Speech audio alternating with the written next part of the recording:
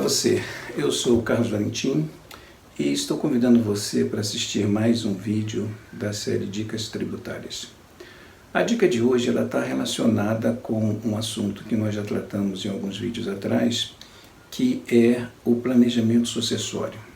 Aquele vídeo onde eu falava sobre a constituição de uma holding patrimonial com fins de sucessão e que eu poderia utilizar bens para capitalizar a companhia. E aí fica uma pergunta no ar. Tá bom, mas imagina que eu tenho esses bens na minha declaração de imposto de renda já há muito tempo. Esses bens estão lá já há algumas décadas até.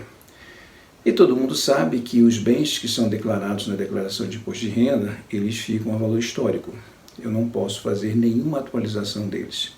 E essa atualização é feita no momento da venda, que no momento da venda é o valor de mercado, e a diferença positiva entre esse valor que estava registrado e o valor de mercado e o valor da venda é ganho de capital e é tributável. Então, qual é o valor que eu posso utilizar para capitalizar esse bem? A lei me faculta utilizar tanto o valor original como o valor de mercado. Bom, mas em que situações eu devo utilizar o valor original ou o valor de mercado? No caso de bens imóveis, tem uma regra muito interessante, que é uma regra que deve ser bem aproveitada. Todos os imóveis que foram adquiridos antes de 1969, eles são isentos de imposto de renda sobre ganho de capital. Para os imóveis que foram adquiridos de 1969 até 1988, eles gozam de um benefício de redução da base de cálculo do ganho de capital. Então, um imóvel que foi adquirido em 1968, por exemplo, 69, ele tem 100% de redução de base de cálculo de ganho de capital, ou seja, ele é totalmente isento. A partir de 69, a cada ano, esse percentual de desconto foi regredindo em 5%, até chegar em 1988, que a redução é de apenas 5%.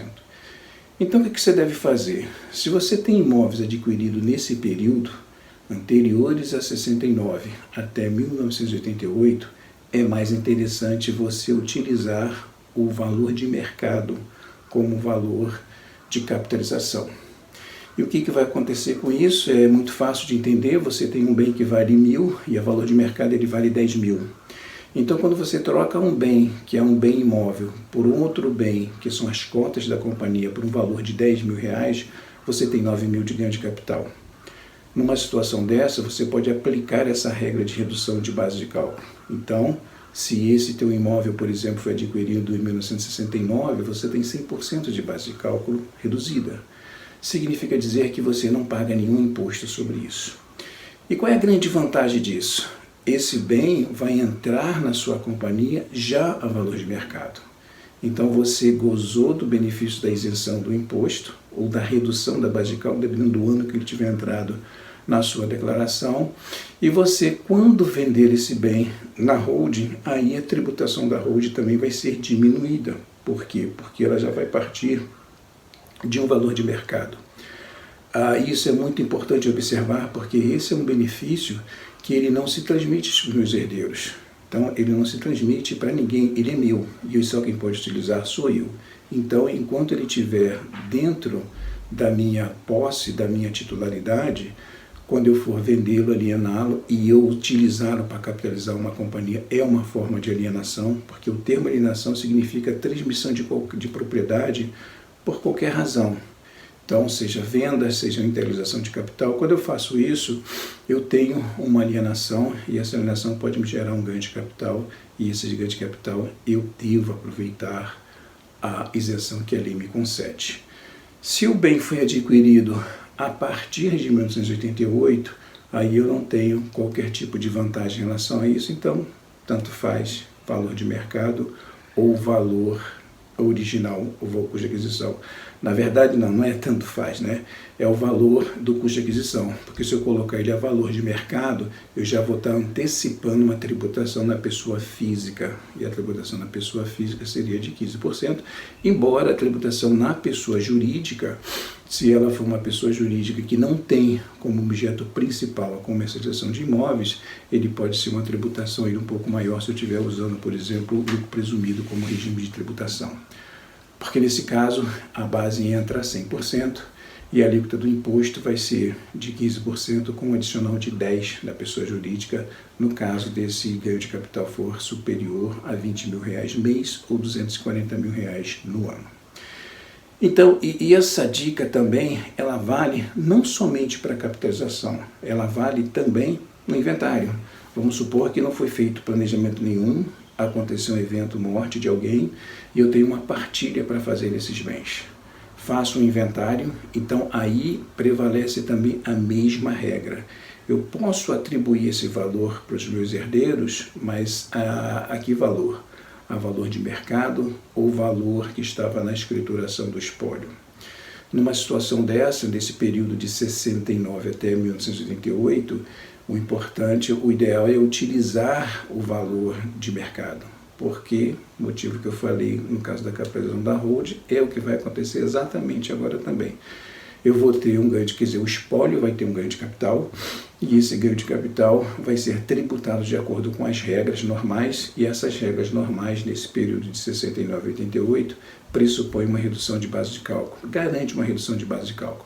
Então, nesse caso, eu vou ter um ganho de capital no espólio, mas vou ter também uma redução dessa base de cálculo, e assim eu consigo ter uma sucessão mais barata do ponto de vista tributário. Então, o herdeiro já recebe isso a valor de mercado, e aí o ganho de capital que ele vai ter depois é uma eventual venda que ele tenha um valor superior ao de mercado, e aí a diferença vai ser exatamente esse novo valor de mercado e o valor de mercado que ele recebeu quando da partilha. Então essa é uma dica muito interessante, e também é uma forma de vocês, eu sempre venho falando sobre isso aqui, que tudo no meio tributário existem certos detalhes que devem ser observados. Eu já vi situações de pessoas que chegaram para mim só para ajudar a calcular o imposto de renda, a pagar o imposto de renda sobre ganho de capital numa venda que foi feita depois por um herdeiro. E aí eu constatei que poderia ter sido muito mais barato do ponto de vista tributário se tivesse utilizado essa regra que eu estou falando, ter aproveitado essa vantagem fiscal, esse benefício fiscal que a lei me concede, mas ninguém fez isso e o valor do ganho de capital foi substancialmente superior ao que poderia ser.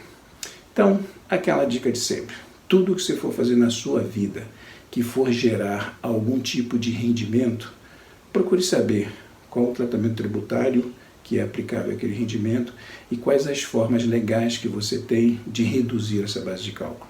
E eu insisto nisso, que são diminuições legais, ou seja, é a prática da elisão fiscal, que é a redução lícita da carga tributária. É bobagem você fazer subterfúgios para poder obter uma redução, e essa redução pode gerar um problema para você no futuro. Lembre-se que a Receita Federal sempre tem 5 anos para te alcançar. Bom, essa foi a dica de hoje e espero que tenha sido útil para vocês. E se vocês tiverem ainda qualquer curiosidade ou quiserem debater um pouco mais sobre esse assunto, o meu e-mail está embaixo, é só me escrever e a gente continua essa conversa. Valeu, um abraço, até a próxima. Tchau!